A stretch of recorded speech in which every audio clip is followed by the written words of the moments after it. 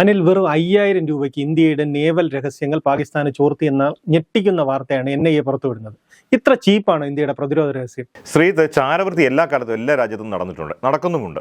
അപ്പോൾ ഇന്ത്യയുടെ ചരിത്രത്തിൽ ഏറ്റവും പ്രധാനപ്പെട്ട ഒരു ചാരവൃത്തിയുടെ കഥയിലേക്ക് 1970കളിലെ ഒന്നിലേക്ക് പോയ ശേഷം നമുക്ക് ഇതിലേക്ക് തിരിച്ചു വരാം. അതായത് അതിൻ്റെ നായകൻ എന്ന് പറയുന്ന കൂമർ നാരായണൻ, ചിറ്റർ വെങ്കട്ടൻ നാരായണൻ എന്ന് പറയുന്ന പാലക്കാട്ടുകാരൻ കൂമർ നാരായണനാണ് അതിൻ്റെ കേന്ദ്രബിന്ദു. അയാളാണ് 1977 മുതൽ 85 വരെ വലിയ തോതിൽ ചാരവൃത്തി നടത്തിയിരുന്നുവെന്നാണ് ചരിത്രം പറയുന്നത്. അത് ഇന്നത്തെ പോലെ പാകിസ്ഥാന് വേണ്ടിയോ അല്ലോ അങ്ങനെയായിരുന്നില്ല. അത് കുറേയേറെ ജർമ്മനി, ഫ്രാൻസ് അടക്കമുള്ള രാജ്യങ്ങളിലേക്ക് ഇന്ത്യയുടെ തന്ത്രപ്രധാന വിവരങ്ങൾ കൈമാറിയിരുന്നുവെന്നാണ് അതിൻ്റെ കേസ് രേഖകളിൽ പറയുന്നത്. അതായത് ഡൽഹിയിൽ ഒരു എഞ്ചിനീയറിംഗ് കമ്പനിയിൽ ജോലി ചെയ്തിരുന്ന ഒരു ചെറുകിട ജോലിക്കാരനായിരുന്നു ഈ കൂമർ നാരായണൻ. പക്ഷേ അയാളുടെ ആളുകളെ സംസാരിച്ച് സ്വാധീനിക്കാനുള്ള കഴിവുകൊണ്ട് ഡൽഹിയിലെ ഉദ്യോഗസ്ഥ പ്രമാണികൾ ഒരുപാട് ആൾക്കാർ ഒരു ചുരുങ്ങിയ കാലയളവ് കൊണ്ട് അയാളുടെ സ്ഥിരം സുഹൃത്തുക്കളായി മാറി. അയാളുടെ സ്ഥാപനത്തിൽ അയാൾ പിന്നെ കുറച്ച് ആൾക്കാർ ഈ ബിസിനസ്സുപരമായിട്ട് കുറച്ച് ആളുകളെ ബന്ധം കൂടിയ ശേഷം ആ ബന്ധം നിലനിർത്താൻ വേണ്ടി ഇവർക്കെല്ലാം ദിവസവും പാർട്ടികൾ കൊടുക്കുകയും, അപ്പോൾ അവിടുത്തെ ഒരു IAS IPS അങ്ങനെ ഉദ്യോഗസ്ഥ ലോബിയിൽ ഒരുപാട് ആൾക്കാർ അയാളുടെ ഈ ഓഫീസിൽ ഒരു സ്ഥിര സന്ദർശകരായി മാറി. അതുവഴി ഈ ഓഫീസിന് ബിസിനസ് കൂടുതൽ കിട്ടാൻ തുടങ്ങിയപ്പോൾ കമ്പനിയും അയാളെ അതിനെ പ്രോത്സാഹിപ്പിച്ച് അവരും എല്ലാ സൗകര്യങ്ങളും ഒരുക്കി കൊടുത്തു. അവിടെ ഒരു സ്ഥിരം താവളമായി, ഈ ഉദ്യോഗസ്ഥരുടെ ഒരു ക്ലബ്ബ് പോലെ ഒരു സംവിധാനമായി അത് മാറി. അപ്പോൾ അങ്ങനെ അവിടെ വരുന്ന ആളുകളുടെ അടുത്തുനിന്ന് പതിയെ ഒഫീഷ്യലായ ഒരുപാട് രേഖകൾ ഇയാൾ കൈക്കലാക്കാൻ തുടങ്ങി. ഫയലുകളുമായി വീട്ടിലേക്ക് മടങ്ങുന്ന ഫയലുകളുമായി വരുന്ന ഉദ്യോഗസ്ഥരുടെ ഫയലുകൾ നോക്കട്ടെ എന്ന് പറഞ്ഞ് വാങ്ങുക. അതിനുശേഷം ഇവർ മദ്യലഹരിയിലൊക്കെ ആയി കഴിയുമ്പോൾ അതിൻ്റെ കോപ്പികൾ എടുത്ത് തിരിച്ചു കൊടുക്കുക. ചിലരൊക്കെ അറിഞ്ഞുകൊണ്ട് തന്നെ പിന്നീട് കൊടുക്കാൻ തുടങ്ങി. അങ്ങനെ അറിഞ്ഞുകൊണ്ട് കൊടുക്കാൻ തുടങ്ങിയ ആളുകൾക്ക് ഒരു ഫയൽ ഒന്നിന് 300 രൂപ വീതം കൂമർ കൊടുത്തിരുന്നു.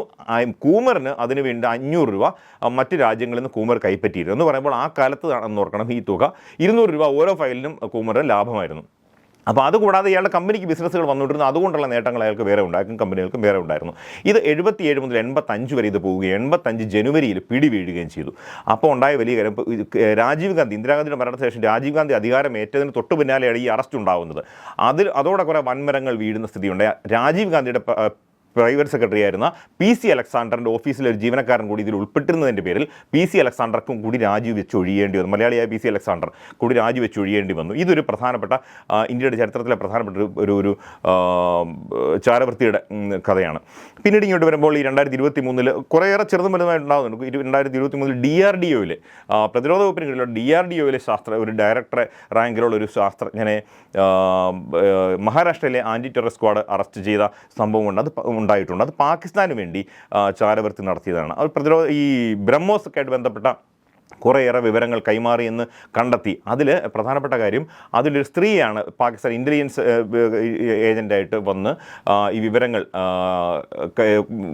ഇയാളിൽ നിന്ന് കൊണ്ടുപോയെന്നാണ് പറയുന്നത്. ഇയാളെ വിദേശത്ത് പല സ്ഥലത്തും ആ സ്ത്രീ തന്നെ കൊണ്ടുപോയിട്ടുമുണ്ട്. അങ്ങനെയൊക്കെ ഉണ്ട്. ഇപ്പോൾ ഇവിടെ വരുമ്പോൾ നമ്മൾ ഇപ്പോൾ പരാമർശിച്ച NIA പുറത്തുവിട്ട കേസിലെ കാര്യം വരുമ്പോഴും അവിടെ അതെ, അത് സ്ത്രീയാണോ എന്ന് നമുക്കറിയില്ല. ഹണി ട്രാപ്പാണ്. സ്ത്രീയാണ് എന്ന് പറഞ്ഞാണ് ഇവരോട് അടുപ്പം കൂടിയത്. ഏഞ്ചൽ പായൽ അല്ലേ, അങ്ങനെയാണ് എൻ്റെ പേര്. അപ്പോൾ ഏഞ്ചൽ പായൽ എന്ന പേരിൽ ഈ ഇടപാട് തുടങ്ങിയത് പക്ഷേ 2021 മറ്റോ തുടങ്ങിയിട്ടുണ്ടെന്നാണ് എനിക്ക് തോന്നുന്നത്. 2023 ഈ കേസ് ഉണ്ടാകുന്നത്. ഇത് പറയുമ്പോൾ നമ്മൾ ഓർക്കേണ്ട ഒരു കാര്യം, 2022 INS വിക്രാന്ത് എന്ന നമ്മുടെ വിമാനവാഹിനി കപ്പൽ പ്രധാനമന്ത്രി നരേന്ദ്രമോദി കൊച്ചി കപ്പൽശാലയിൽ കമ്മീഷൻ ചെയ്യുന്നത്. അതിന് തൊട്ട് അതിൻ്റെ ഈ കമ്മീഷനിങ്ങിലേക്ക് എത്തുന്നതിൽ അവസാന ഘട്ടത്തിൽ എത്തി നിൽക്കുമ്പോഴാണ് 2021 എല്ലാവരും ഞെട്ടിച്ചുകൊണ്ട് വലിയൊരു വാർത്തയായിട്ട് വരുന്നത്. ഇതിൽ ചില രാജ്യാന്തര ബന്ധമുള്ള ചില കക്ഷികൾ ഈ കപ്പലിൽ നിന്ന് വിവരങ്ങൾ ചോർത്തിയിട്ടുണ്ടെന്ന് വിവരം പുറത്തു വരുന്നു. പിന്നീടുള്ള പരിശോധനയിലുണ്ട് അഫ്ഗാൻ പൗരനാണ്. ആസാമിലുള്ള അയാളുടെ അമ്മയുടെ രേഖകൾ വെച്ചിട്ട് അയാൾ ഇന്ത്യക്കാരനാണെന്ന് ഈ ആധാർ കാർഡും മറ്റ് രേഖകളും ഉണ്ടാക്കിക്കൊണ്ട് കപ്പലിൽ ജോലി ചെയ്യുകയായിരുന്നു. കപ്പലിലെ ചെറിയ ജോലികളാണ്, പക്ഷേ എങ്കിൽ പോലും ഇതിൻ്റെ ഉള്ളിലേക്കെല്ലാം അയാൾക്ക് ആക്സസ് ഉണ്ടായിരുന്നു, ഇവരടക്കം ചില ആക്സസ് ഉണ്ടായിരുന്നു. അപ്പോൾ ആ കേസ് പക്ഷേ വലിയ രഹസ്യങ്ങൾ അന്ന് പോയിരുന്നു എന്നുള്ളതിനും വെളിച്ചത്ത് വന്നില്ല. അപ്പോൾ കേരള പോലീസ് അന്വേഷിച്ച ശേഷം ആ കേസ് NIAക്ക് ട്രാൻസ്ഫർ ചെയ്യാനുണ്ടായത്. അതിനുശേഷമാണ് ഈ 2023 കേസ് ഉണ്ടാകുന്നത്. 2023 വരുമ്പോൾ പ്രധാനമായും എനിക്ക് തോന്നുന്ന പൂർണ്ണ വിവരങ്ങൾ NIA പുറത്തു വിട്ടിട്ടില്ല. എങ്കിൽ പോലും അറിയാൻ കഴിയുന്നത് കർണാടകയിലെ കാർവാർ പോർട്ടിൽ നാവികാസ്ഥാനത്ത് നിർമ്മാണത്തിലിരിക്കുന്ന INS വിക്രമാദിത്യയിലെ രഹസ്യങ്ങൾ ചോർത്തിയെന്നാണ് പറയുന്നത്. അവിടെ അതുപോലെ കൊച്ചി കപ്പൽശാലയിൽ നിന്നുള്ള വിവരങ്ങളും പോയി എന്ന് പറയുന്നുണ്ട്. അതിലാണ് 3 ആളുകൾ അറസ്റ്റിലായത്. അതിലൊരാളാണ് അഭിലാഷ് എന്ന് പറയുന്ന മലയാളി, കടമക്കുടിക്കാരനാണെന്ന് തോന്നുന്നു. നേരത്തെ ശ്രീത് ചോദിച്ചതുപോലെ ഇത്ര 5000 രൂപയ്ക്ക് ഇത്ര ചീപ്പാണോ എന്ന് ചോദിക്കുമ്പോൾ, നേരത്തെ കൂമർ നാരായണൻ്റെ കാലത്ത് 500 രൂപയായിരുന്നു, ഇപ്പോൾ അത് 5000 രൂപയായി എന്ന് പറയുമ്പോൾ ഇതിൽ മനസ്സിലാക്കേണ്ട ഒരു കാര്യം, ഈ രൂപയുടെ വലുപ്പത്തിലല്ല ഇവർ വീണുപോയതെന്നുള്ളത് ആണ് എനിക്ക് തോന്നുന്നത്. കാരണം ഹണി ട്രാപ്പ് ആയിരുന്നു ഇത്. ഫോണിലൂടെ ഇത് ഏതാണ്ടൊരു 2023 മറ്റു ഇവർ ബന്ധം തുടങ്ങിയ ശേഷം ഈ സോഷ്യൽ മീഡിയ വഴിയുള്ള കോൺടാക്ട് കമ്മ്യൂണിക്കേഷൻ ആയിരുന്നു. അതിനുശേഷം അങ്ങനെ വന്ന് ഇവർ പെരുമാറുന്ന ഇവർ ജോലി ചെയ്യുന്ന ഈ കപ്പൽശാലയിൽ നിന്നുള്ള വിവിധ അതിൻ്റെ ആംഗിളുകളിലുള്ള ഫോട്ടോകൾ, അവിടുത്തെ സൈനിക ഈ കപ്പലിൻ്റെ നീക്കങ്ങളടക്കമുള്ളതൊക്കെ ഇവർ ഫോട്ടോയായിട്ടും വീഡിയോ ആയിട്ട് ഷൂട്ട് ചെയ്ത് അയച്ചു കൊടുത്തിട്ടുണ്ട്. അപ്പോൾ അങ്ങനെല്ലാം ഉണ്ടായൊരു ബന്ധം. അപ്പോൾ ഇവർ ഇങ്ങനെ ഇൻഫർമേഷൻ കൊടുക്കാൻ തുടങ്ങിയ ശേഷം ആണ് ഈ തുക പേ ചെയ്ത് തുടങ്ങിയത്. മാസം തോറും 5000 രൂപ വീതം.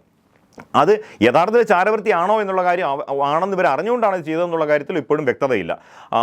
പക്ഷേ ആണെങ്കിലും അല്ലെങ്കിലും അവർ ഹണി ട്രാപ്പിൽ വീണുപോയി എന്ന സ്ഥിതിക്ക് അവർക്ക് ചെയ്യാതിരിക്കാൻ നിവൃത്തിയില്ലാത്തൊരു ഘട്ടത്തിലേക്ക് വന്നു. ഇത് വളരെ ഞെട്ടിക്കുന്ന ഒരു കാര്യമാണ്. ഇത് നമ്മൾ പുറത്തു വന്നതാണ് ഇത്ര വിവരം മാത്രം. പക്ഷേ എല്ലാ തന്ത്രപ്രധാനമായ എല്ലാ സ്ഥലങ്ങളിൽ നിന്നും ഇങ്ങനെ വിവരങ്ങൾ എടുക്കാൻ നമ്മുടെ ശത്രു രാജ്യങ്ങൾ ശ്രമിക്കുന്നുണ്ട് എന്നുള്ളതിൻ്റെ ഒരു വലിയൊരു ഉദാഹരണമാണിത്. നമ്മൾ കാണുന്ന പോലെ തീവ്രവാദികളെ കടത്തിവിട്ട് വിധ്വംസ പ്രവർത്തനം നടത്തുന്നത് മാത്രമല്ല, അതിൻ്റെ ആദ്യപടിയാണ് ഇതുപോലെ ഇൻഫർമേഷൻ കളക്ട് ചെയ്ത് ഇതുപോലുള്ള സ്ഥലങ്ങളിൽ എങ്ങനെയെല്ലാം ആക്സസ് അവർക്ക് കടന്നു കയറാൻ വഴിയുണ്ട് എന്ന് മനസ്സിലാക്കുക എന്ന് പറയുന്നത്. ഈ കടന്നുകയറ്റത്തിന്റെ കാര്യം പറയുമ്പോൾ ഇപ്പൊ അറസ്റ്റിലായവരാരും ഒരു നേവൽ ഉദ്യോഗസ്ഥരല്ല, അല്ലെങ്കിൽ ഒരു ഉന്നതമായ ജോലിയോ അത്തരത്തിലുള്ള പ്രാവീണ്യമുള്ളവരല്ല, സാധാരണക്കാരായ ആൾക്കാരാണ്. അതുപോലെ ഒരു അഫ്ഗാൻ പൗരൻ ഇവിടെ വന്ന് ജോലി ചെയ്യുന്നത്. ഇത്രയ്ക്ക് മാത്രം നല്ല ഒരു സെക്യൂരിറ്റി ചെക്ക് ഉള്ളൂ ഈ തന്ത്രപരമായ മേഖലകളിൽ. ഇതിൽ എനിക്ക് തോന്നുന്നത് സെക്യൂരിറ്റി ഇത് താരതമ്യേന ഇത്തരം വിവരങ്ങൾ ചോർത്താൻ നിൽക്കുന്നവരെ സംബന്ധിച്ച് താരതമ്യേന സേഫായ ഒരു കാര്യമാണ്. കാരണം അവരുടെ ഒരാളെ ഒരു അണ്ടർ കവർ ഏജന്റിനെ ഇവിടെ അയച്ച ശേഷം ഇവിടുന്ന് വിവരങ്ങൾ എടുക്കുന്നതിനേക്കാൾ വളരെ എളുപ്പമാണ് ഈ പുതിയ കാലത്ത് ന്യൂ മീഡിയ വഴിയുള്ള സോഷ്യൽ മീഡിയ വഴിയുള്ള ഇങ്ങനെ വിവരങ്ങൾ ശേഖരിക്കുക എന്ന് പറയുന്നത്. ആളുകളെ ഹണി ട്രാപ്പിൽ കുടുക്കി കഴിഞ്ഞാൽ പിന്നെ അവർ പറയുന്ന എന്തോ അവർ ചെയ്ത് കൊടുത്തേ മതിയാകും. അതുപോലെ തന്നെ ഒരു പ്രധാനപ്പെട്ട കാര്യമാണ്, ഒരു നാവിക ഉദ്യോഗസ്ഥൻ അല്ലെങ്കിൽ സർക്കാർ സർവീസിലുള്ള ഒരാളെ ഇതിന് ഉപയോഗിക്കുന്നതിനേക്കാളും സേഫാണ്. കാരണം അയാൾക്ക് ഒത്തിരിയേറെ നിയന്ത്രണങ്ങൾ സ്വാഭാവികമായും ഉണ്ടാകും. അയാളുടെ നിയന്ത്രണങ്ങൾ എന്താണെന്ന് കോഡ് ഓഫ് കോണ്ടക്ട് അയാൾക്ക് ഓൾറെഡി ഉണ്ടാകും. മാത്രമല്ല അയാൾ ഇതുപോലെ തന്ത്രപ്രധാന സ്ഥാനത്ത് ജോലി ചെയ്യുമ്പോൾ അയാൾക്ക് അതിനുള്ള നിരീക്ഷണം ഓൾറെഡി ഉണ്ടാകും. ഇതൊന്നുമില്ലാത്ത ആളുകളാണ് ഈ കരാർ തൊഴിലാളികളായിട്ട് അവിടെ വരുന്നത്. ഒന്നുമില്ല എന്ന് പറയാൻ പറ്റില്ല, പക്ഷെ എന്തെങ്കിലും അവരുടെ മേലുള്ള നിരീക്ഷണത്തിന് ഒക്കെ ഒരു പരിധിയുണ്ട്. അപ്പോൾ അതുകൊണ്ട് തന്നെയാണ് ഇത്തരം ആളുകളെ ഈയിടെ ഞാൻ പറഞ്ഞ 2021 ഉണ്ടായത് ഇപ്പോൾ ഉണ്ടായതും ഒക്കെ ഈ അങ്ങനെ കരാർ തൊഴിലാളികളാണ്. അവർക്ക് ഇവിടുത്തെ ജോലി തീർന്നു പോയി കഴിഞ്ഞാൽ പിന്നെ അവരെ ട്രേസ് ചെയ്യാൻ പോലും കഴിയണമെന്നില്ല. അതുകൊണ്ട് തന്നെ ഇവരുമായിട്ട് ലോകത്തിൻ്റെ ഏതോ ഒരു കോണിൽ അപ്പുറത്തിരുന്നോട്ട് കോൺടാക്ട് ചെയ്യുന്ന മറ്റേയാൾ സേഫുമാണ്. ഇവിടെ വന്ന് ഇവരുമായിട്ട് യാതൊരു തരത്തിലുള്ള ഡീൽ ചെയ്യേണ്ട ആവശ്യം വരുന്നില്ല. ഇവരുടെ അക്കൗണ്ടിലേക്കാണ് പണം അയച്ചു കൊടുത്തത്, ഈ 5000 രൂപ അയച്ചു കൊടുത്തിട്ടുള്ളത്. അങ്ങനെയൊക്കെ നോക്കുമ്പോൾ ഇപ്പം ഇവരുടെ കാര്യം കഴിഞ്ഞു, ഇവർ അറസ്റ്റിലായി, ഇവരിൽ നിന്ന് എന്തെല്ലാം വിവരങ്ങൾ പോയിട്ടുണ്ടെന്ന് കണ്ടെടുക്കാനിരിക്കുന്നുള്ളൂ. ഇനി ടോട്ടലി ഡിഫറൻ്റായ വേറൊരു സംഘത്തെയാകും, വേറൊരു കേന്ദ്രത്തിൽ വേറൊരു സംഘത്തെയാകും ഇവർ ഡിപ്പെൻഡ് ചെയ്യാം. ഇവിടെ തന്നെ ആദ്യഘട്ടത്തിൽ അറസ്റ്റിലായ 2-3 പേരുടെ അറസ്റ്റ് കഴിഞ്ഞപ്പോൾ തന്നെ ഇവർക്ക് വരുന്ന പണം അയക്കുന്നത് നിർത്തിയിരുന്നു എന്നുള്ളതും NIA കണ്ടെത്തിയിട്ടുണ്ട്. അപ്പോൾ ഈ തരത്തിലെല്ലാം ഇതൊരു പുതിയ കാലത്ത് വലിയ വെല്ലുവിളിയാവുകയാണ്. എല്ലാ സ്ഥലത്തും ഇതുപോലുള്ള പഴുതുകൾ അവശേഷിക്കുന്നുണ്ടെന്നുള്ളതാണ് പ്രധാനപ്പെട്ട കാര്യം. NIA ഇതിൽ എന്തെല്ലാം വിവരങ്ങൾ കണ്ടെത്തുന്നു എന്നുള്ളത് വളരെ സുപ്രധാനമായ കാര്യമാണ്. അടുത്ത ദിവസങ്ങളിൽ അത് കുറെ കൂടെ പുറത്തു വരാനിരിക്കുന്നുണ്ട്. ഉദ്യോഗസ്ഥർക്ക് ആർക്കെങ്കിലും പങ്കുണ്ടോ എന്നുള്ള കാര്യം പരിശോധിക്കുന്നുണ്ട്. ഇതുവരെയുള്ള അന്വേഷണത്തിൽ അതില്ല എന്നുള്ളതാണ് എത്തി നിൽക്കുന്ന ഒരു പൊസിഷൻ.